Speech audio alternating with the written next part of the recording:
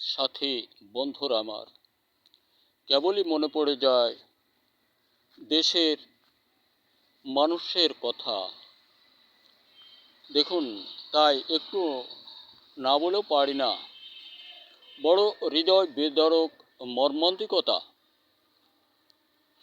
উনি অতীত সরকার স্বৈরাচার হাসিনা, আপনি যে আখ্যাটা পেয়েছেন, এটা বোধ করি বিশ্বময় জাতি চিন্তাভাবনা করে আপনাকে আখ্যাটা আখ্যায়িত করেছেন।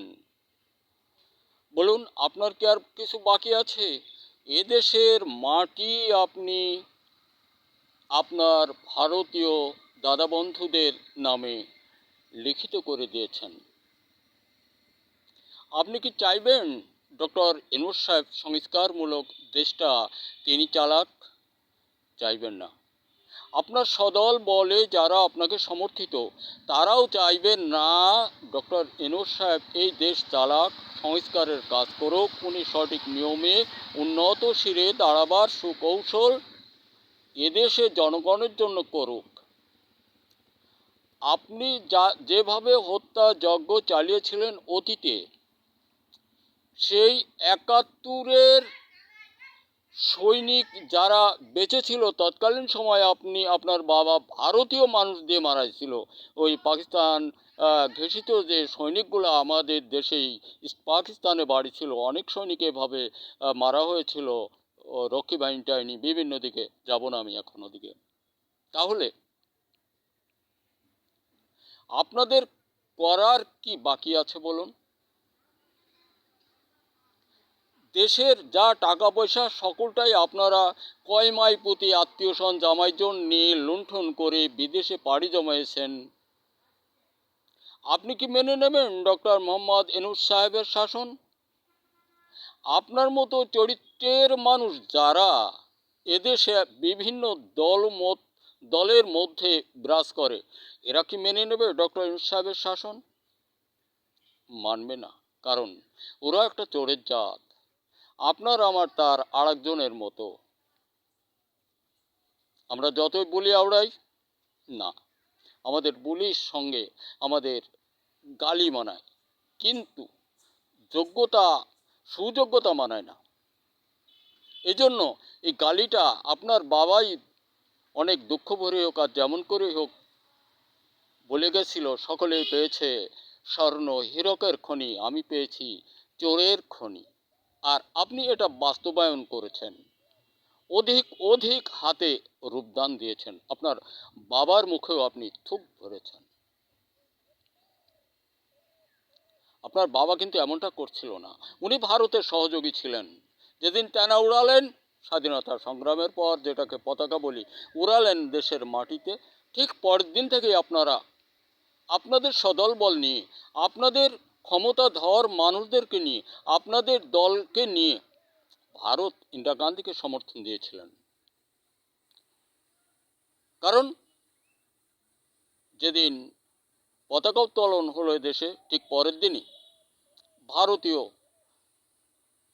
ইঞ্জিনিয়ার সহ ও দেশের ট্রাক শত শত এসে সিরিয়ালে বাংলাদেশের বিভিন্ন অঞ্চল, ঢাকা, খুলনা টু যশোরের মধ্যে যত ইন্ডাস্ট্রি ছিল সব খুলে নিতে লাগছিলেন। এগুলা আপনার বাবার স্বাধীনতা। আপনার বাবা এগুলো বর্জন করে গেছে কাদের উপর জানেন? আপনি যেখানে ঘর বেঁধেছেন। লজ্জা থাকা উচিত। কাদেরকে তাড়াইছিলাম? তারা মরেনি। তারপর কি করলেন? পিলখানা সহ দেশে অতীতের সেনা যা ছিল সব, বিডিআর, ইউপিআর, এই যে যা ছিল, এগুলো মারছেন। আপনি হত্যা যজ্ঞের মহা নায়িকা। আর শুরুতে আপনার বাবা। কাজেই ফি সাবিলিল্লাহ জাহান্নাম আল খালিদিন, এটা হুজুররা বলে আপনার সম্পর্কে। আমি তো এই দোয়া জানি না। আমি দোয়া ইউনূসের নাম টা একটু মহা বিপদ আপদে মানুষে আবৃত্তি কর্তায় হয়তো শুনেছি। দেখুন, আপনাদের কথা, আপনাদের চরিত্রের কথা, তো আপনার আমার মতো চরিত্রহীন মানুষ কখনোই এই দেশের সুশাসন সংস্কারমূলক ডক্টর মোহাম্মদ ইউনূসকে মানব না। কারণ আমাদের নানা দোষ আছে। কেউ ফাঁসি মঞ্চে ঝুলতে হবে, কেউ কারাগারে রুদ্ধ হতে হবে, কেউ ধুলাই খেতে হবে। তাহলে আমরা ওনাকে মানব না। এই জন্য ওনাকে বলবো, আপনি যতটা দিন আল্লাহ আপনাকে হায়াতে বাঁচিয়ে রাখেন ডক্টর মোহাম্মদ ইউনূস সাহেব, আপনি কখনোই কোনো দুর্বলতা আনয়ন করবেন না, এবং কোনো নির্বাচন হবে না এই দেশে। কোনো নির্বাচন দেওয়ার দরকার নেই। মনটাকে একটু শক্ত করুন। আমি জানি আপনি অনেক কোমল মন হৃদয়ের মানুষ, আর আপনি যেটা করছেন এটা আমি জানি, আমি আব্দুল গফুর জানি। কারণ আমি গবেষক মোহাম্মদ আব্দুল গফুর, আমাকে আমার পরিচয় দিতে নেই, তবুও দিয়ে ফেললাম। আপনি কি করছেন এটা আমি জানি। এটাই সার্থকতার মহা প্রশস্ত সুপ্রশস্ত রাস্তা। আর ওই বিটিরা যেটা করতেছে একদল বেটার সাথে নিয়ে, এটা কুকুরের কাজ। নিজের দেশকে ধ্বংস করে। এরা মানবতায় আসে না। এরা মানুষের জন্ম সন্ততিও না। এরা ওদের মতোই, যাদেরকে সাহায্য করছে ঠিক ওদের মতোই। ভেবেছেন?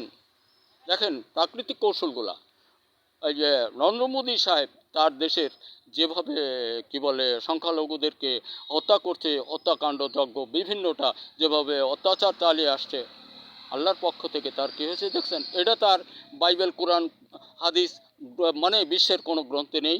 গরুর মুত আর গরুর গোবর খায়, কিন্তু সে একজন রাষ্ট্রপ্রধান হয়ে খাচ্ছে। কারণ এটা গড গিফট। ওকে আরও কিছু করতে হবে, আরও কিছু করতে হবে। আর এই নেত্রী তার হাত ধরছে। দুইজন সমন্বয় না হলে একটা কিছু ঘটতো না। 900 একর জমি তুমি আদানিকে দিলে। জমিটা কি তোমার বাবা শেখ মুজিবের? এই বদমাইশ বেটি শয়তানি, তোমার বাবার না তোমার দাদার জমি তুমি আরেকজনকে দান করলে? কার কথায়, কোন মানুষে? উদ্দেশ্য আরও কি ছিল তোমার? এই দেশের মানুষ গুড লাক যে তোমার মতো মানুষ পদার্পণ করেছো ওই রকম প্রাকৃতিক কৌশলে ঠেলায় পড়ে নরেন্দ্র মোদীর মতো। আমি এখন আর কিছু বলবো না। বলবো ডক্টর ইউনূস সাহেব, আপনি একটি কথা জানবেন, দালাল কয়েল যারা অত্যাচারজনিত আচরণ করছে, যারা খুনি, তারা আপনার শাসন মানবে না। তাই বলে আপনি পিছিয়ে যাবেন না। আপনি ধীর মন্থর গতিতে চালিয়ে যান। কোনো নির্বাচন হবে না, কোনো নির্বাচনের দরকার নেই। এটা মাথায় রেখে আপনি ঠান্ডা মাথায় আগাতে থাকেন। আমি জানি আপনি কি করছেন। এটাই লাইন, এই জাতির জন্য এটাই লাইন। কথাগুলি আমি ভাঙব না, আমি সবই জানি আমি আপনার বিষয়টা অত্যন্তভাবে অন্তরাত্মার নিভৃত কোণে ফেলে ডিল করি। দেখি এটাই রাজনীতি। আর এই চোরনীতি না, কোনো দুর্নীতি নেই। অভিসন্ধিমূলক সুন্দরের পথে আগাতে হবে। একটা ধরতে হবে, ওইটা শেষ করে আরেকটা ধরতে হবে। ধন্যবাদ দেশ কৃষক বন্ধু। আমরা ফসল উৎপাদন হতে দূরে না যাই। আর ছাত্র সমাজ, তোমরা যে কোনো বাজে রাজনীতির সঙ্গে মিশে দেশটাকে ধ্বংসের পথে দেওয়ার জন্য সহযোগী হয়েও না। তোমরা 5 জুলাইয়ের সঙ্গে থাকো, এটুকু অনুরোধ আমার। আমি সাধারণ মানুষ হিসাবে তোমাদের কাছে করজোড়ে মিনতি। আমরা কৃষক বন্ধু, ফসল উৎপাদন হতে দূরে না যাই। ধন্যবাদ। যত যা কিছু হোক, ওনাদের মুখে স্বর্ণ আমাদেরকে দিতেই হবে। ধন্যবাদ।